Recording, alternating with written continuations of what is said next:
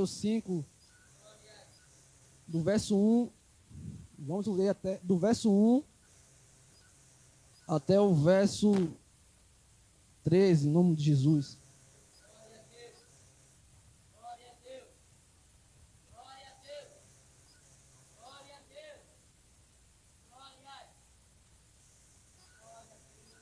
Acharam, irmãos? Vamos estar lendo a palavra de Deus, que diz assim: Vendo Jesus as multidões, subiu ao monte, e como se assentasse, aproximaram-se os seus discípulos, e ele passou a ensiná-lo, dizendo: Bem-aventurados os humildes de espírito, porque deles é o reino dos céus. Bem-aventurados os que choram, porque serão consolados. Bem-aventurados os mansos, porque herdarão a terra. Bem-aventurados os que têm fome e sede de justiça, porque serão fartos. Bem-aventurados os misericordiosos, porque alcançarão misericórdias. Bem-aventurados os limpos de coração, porque verão a Deus. Bem-aventurados os pacificadores, porque serão chamados filhos de Deus.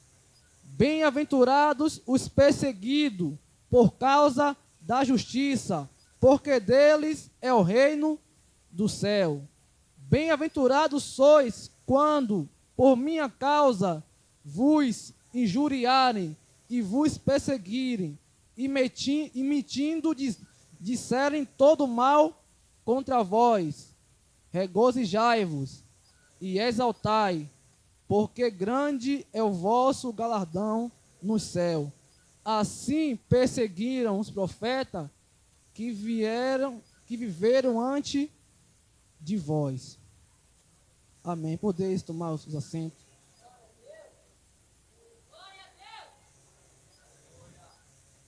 Estamos diante de uma passagem bastante conhecida, que é o Sermão do Monte, as bem-aventuranças.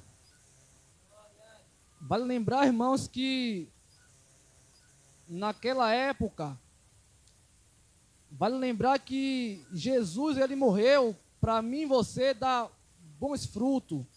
Então, para isso serve as bem-aventuranças.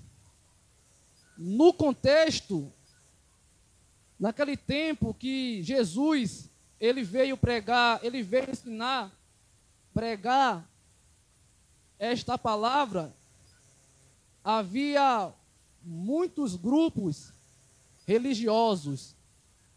Um deles era chamado Zelote, outro escribas e fariseu, mestre da lei, e os essênios.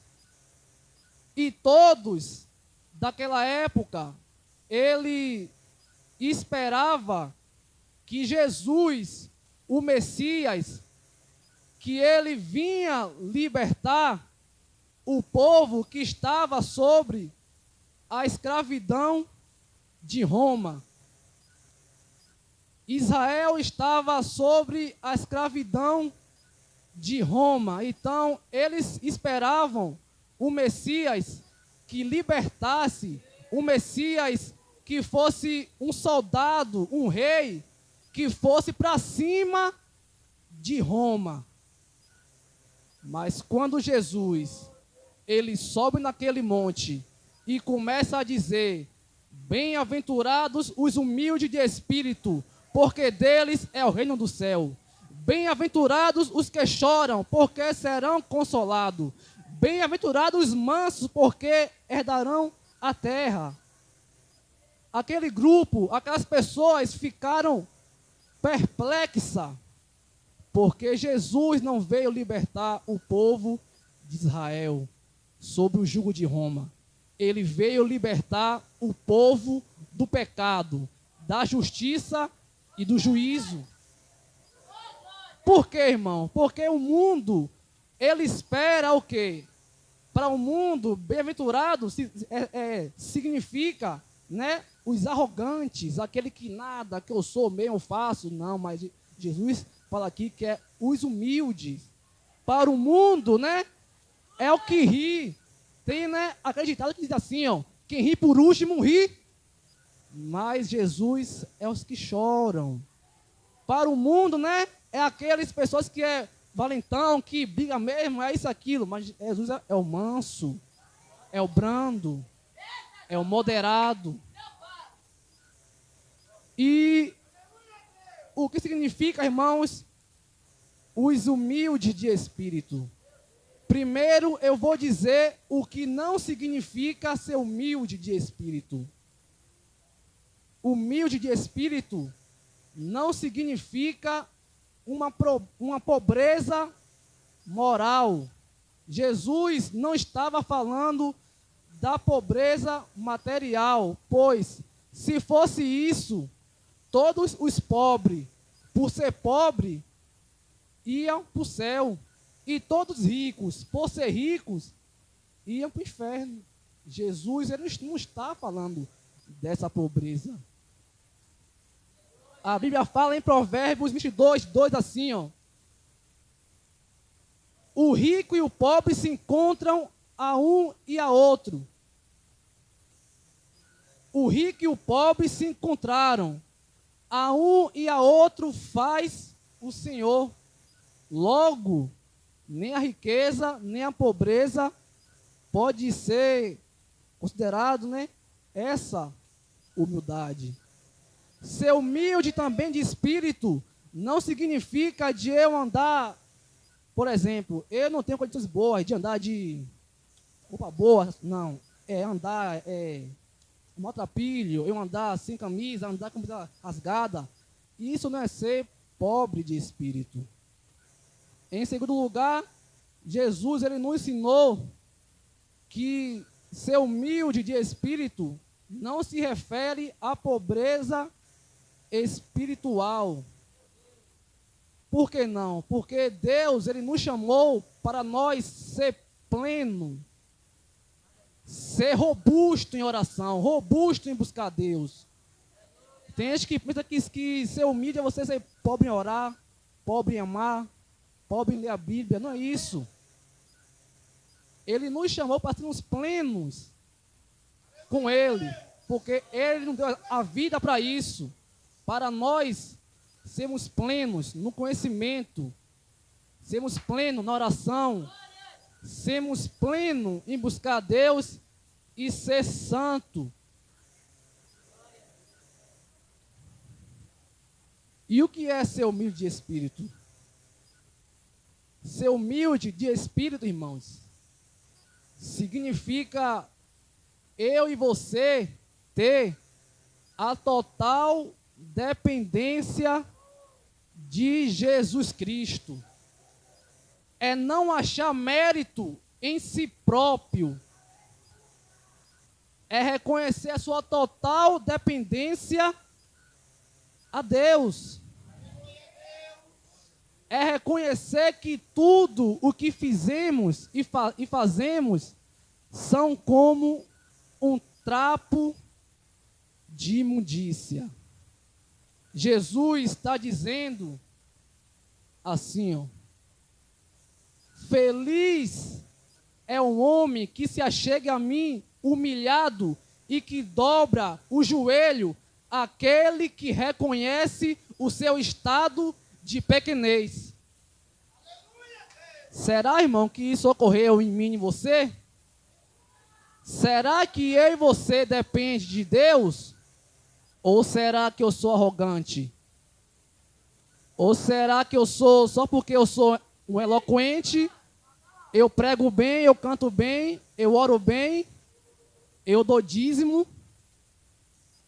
Será que você é humilde de espírito? Vamos lá em Lucas, no seu capítulo 18, 10, que diz assim: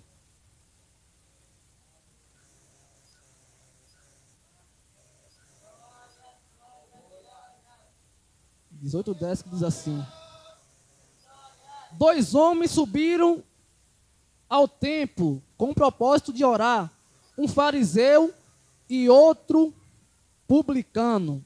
O fariseu, posto em pé, orava de si para si, desta forma: ó Deus, graças te dou, porque não sou como os demais homens, roubadores, injustos e adúlteros, nem ainda como este publicano. Jejuo 2 vezes por semana e dou dízimo de tudo quanto ganho. Ó arrogância. Ó arrogância.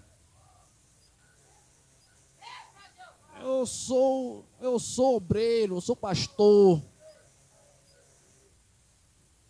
Mas aqui adiante, aleluias, o publicano, estando de pé, longe, não ousava nem ainda levantar os olhos ao céu, mas batia no peito, dizendo: ó Deus, se propício a mim, pecador. Digo-vos, pois, quem este desceu justificado para sua casa, senão aquele, porque todo o que se exalta será humilhado, mas o que se humilha será exaltado. Então, irmãos, ser humilde de espírito é você reconhecer que você nada é, que você nada pode. A sua humildade, ela não se baseia na sua eloquência, mas se baseia em Deus. Você não confia em si mesmo, mas você confia em Deus e se humilha e se curva e obedece à palavra de Deus. Amém? Vamos para o segundo. Bem-aventurados os que choram, porque serão consolados. O que significa, irmão, esse choro aqui? Esse choro aqui não é que eu arranjei uma esposa, arranjei um marido, que mulher. Esse choro não é porque eu perdi um pai, eu perdi uma mãe. Esse choro não é porque, aleluia, porque eu perdi algo material, um carro, uma moto. Não. Isso não é o choro que Jesus estava se referindo.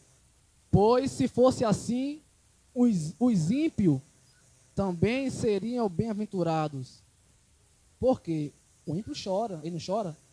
O ímpio chora porque, sei lá, brigou com alguém, perdeu algum ente querido, mas isso não significa que você, o ímpio, ele é bem-aventurado. E o que significa bem-aventurados os que choram? Significa, aqui não se trata de um choro de remorso, mas se trata de eu e você prantear e lamentar profundamente pelo meu e o seu pecado. E hoje é difícil, estamos vivendo uma época insensível que não mais choramos por causa do pecado. Choramos por muitas coisas. Aleluia. Esse aqui, irmão, é um choro de uma pessoa tomada de tamanha agonia e dor no coração. É um choro também, é um choro de arrependimento. É alguém tomada de tamanha tristeza, irmãos. Não é qualquer choro que Jesus, ele está dizendo. Vamos dar aqui um exemplo de um choro de arrependimento que fica em Lucas, no seu capítulo 7, no seu versículo 36, que diz assim: convidou um fariseu para que fosse jantar com ele. Jesus, entrando na casa do fariseu, tomou lugar à mesa. Eis que uma mulher da cidade, pecadora, sabendo que ele estava à mesa na casa do fariseu, levou um vaso de alabastro com aguento, e estando por detrás os seus pés, chorando, regava os pés, regava-o com suas lágrimas, enxugava-o com seus próprios cabelos, e beijava-lhe os pés, e ungia com aguento, com unguento. Ao ver isto, o fariseu que o convidara disse consigo mesmo: se este fora profeta, bem saberia quem e qual é a mulher que lhe tocou, pois essa é pecadora. Segundo a história, irmãos, essa mulher ela era prostituta. E ela, vendo que Jesus estava na casa, ela reconheceu que ela era pecadora e logo chorou. Olha aí, ela chorou pelos seus pecados. Ela reconheceu que Jesus é o suficiente e Salvador e se arrependeu. Ela chorou. Um choro de arrependimento, um choro, aleluia, um choro, irmãos, de agonia, porque ela sabia que ela era pecadora. Então esse é o choro que Jesus está dizendo nesse capítulo. Mas não para aqui não. Não para aqui. Jesus vai dizer esta mulher assim: então disse a mulher, perdoados são teus pecados. O que estava com ele à mesa começaram a dizer entre si: quem é esse? Quem até perdoa os pecados. Mas Jesus disse à mulher: tua fé te salvou. Vá em paz. O choro dela, ela reconheceu que era pecadora e chorou. E naquele mesmo dia, Jesus salvou aquela mulher, porque foi um choro de arrependimento, não foi um choro de emoção. Amém, irmãos? Bem-aventurados é os que choram, porque serão consolados. Jesus, ele nos fala, aleluia, que Deus, ele enxugará toda a lágrima. Lá no céu, Jesus vai enxugar toda a lágrima. E a morte não existirá mais, não haverá luto, nem pranto, nem clamor, porque as primeiras coisas são passadas. Eu creio que aqui tem muitos bem-aventurados, né? Jesus, ele prometeu a mim e a você que ia enxugar de nossos olhos toda lágrima. Enquanto estivermos neste mundo, vamos errar muito, vamos cair em tropeço. Mas se arrepende, chora, clama ao Senhor Jesus Cristo, que Ele está pronto a perdoar. E no céu não haverá mais choro. Aqui fala no 5, bem-aventurados os mansos, porque herdarão a terra. E o que é ser manso? Muitos pensam que ser manso é uma pessoa covarde, é uma pessoa que é tímida, que é quietinha. Isso não é ser manso. Eu pergunto aqui aos irmãos, Jesus Cristo era manso ou não era manso? Jesus era manso ou não era manso?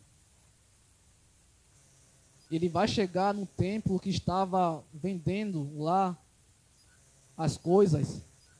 Jesus pega o chicote, bate e quebra tudo dentro do templo.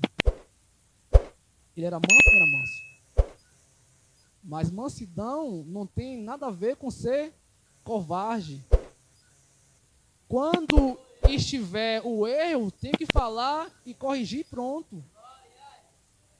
Não se pode botar panos quentes. Ah, irmão, não falando que evitar contenda, não. Tem que falar. Errou, tem que falar. Ser manso não é ser covarde. Jesus, ele falou que aprendei de mim, que eu sou manso e humilde. A única coisa que ele falou dele mesmo foi isso aí. Bem-aventurados mansos. Aprendei de mim que eu sou manso e humilde de coração. Então, ser manso não tem nada a ver com ser covarde, com ser tímido. Então, o que é ser manso? Lembra lá do mundo que eu e você era desbocado, brigava, discutia, batia um com o outro, que eu e você queria chamar para a mão lá no mundo? Hoje você é manso, por quê? Ser manso dá uma ideia de uma fera, de um animal feroz que foi domada pelo Espírito Santo. Se antes eu era brigão, se antes eu era beijoqueiro, namorador, como diz aí no mundo, se antes eu era isso e aquilo, hoje eu tenho minha natureza compulsiva, controlada pelo Espírito Santo de Deus. É isso que é ser manso. É você ter a natureza domada pelo Espírito Santo de Deus. Você não é mais desbocada. Você não faz o que você quer, porque você agora tem o Espírito Santo e ele te controla em todas as suas áreas. Ele não é a pessoa mais raivosa, contigamente raivosa, que tudo quer brigar. Não. Ele é uma pessoa domada pelo Espírito Santo de Deus. Quando nós aceitamos a Cristo, nós temos agora o Espírito Santo de Deus, que ele nos dá o domínio sobre o pecado. Ele nos controla em tudo. Jesus não disse, a Bíblia fala em Romanos 6, no seu verso 14, diz assim: porque o pecado não terá domínio sobre vós, pois não estáis debaixo da lei, e sim da graça. Se estamos debaixo do domínio de Deus, do domínio do Espírito Santo, vamos ser controlados e guiados por Ele. Isso não quer dizer que eu e você não venha pecar, porque vamos falhar, mas que Deus, Ele nos dá um controle de todas as coisas. E Ele vai dizer que bem-aventurados os mansos, porque Ele herdará a terra. Se você é manso, se você é mansa em Cristo, você tem a vida eterna. Agora, caso você não é manso e vive como o mundo, como os ímpios, ainda há esperança para ti. Mas se você não se arrepender, infelizmente, você será condenado, condenada. Porque Jesus, se nós temos Deus no nosso coração, em nossa mente, vamos ser guiados e controlados por Ele.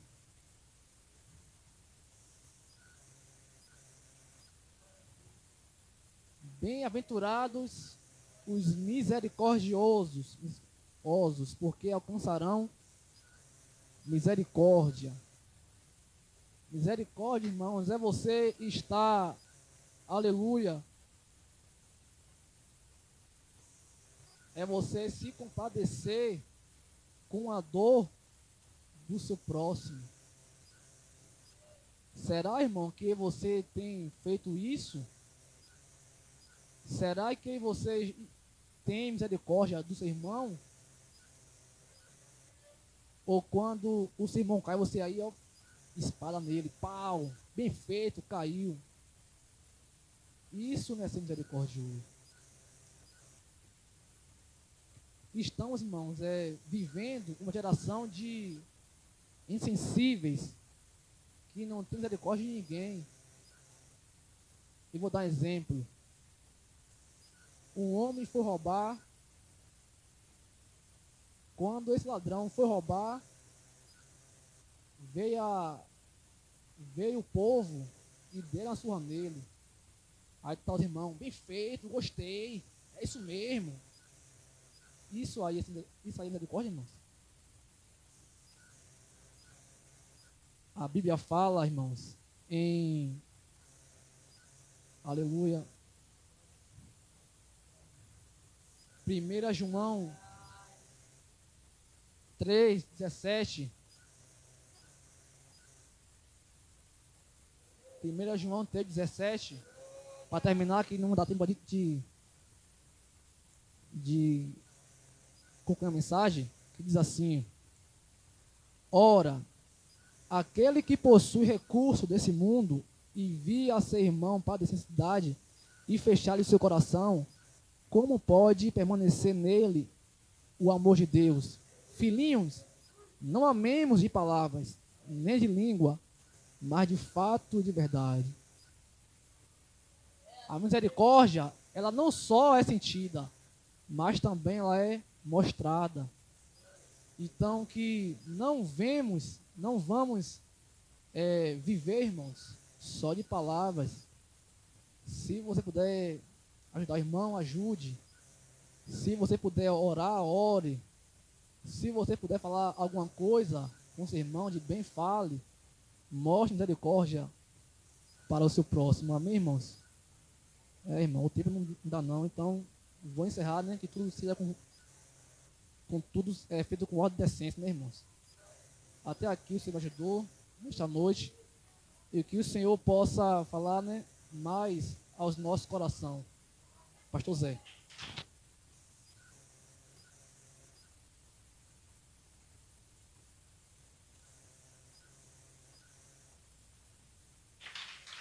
Glória a Jesus. Amém, irmãos? Amém, igreja?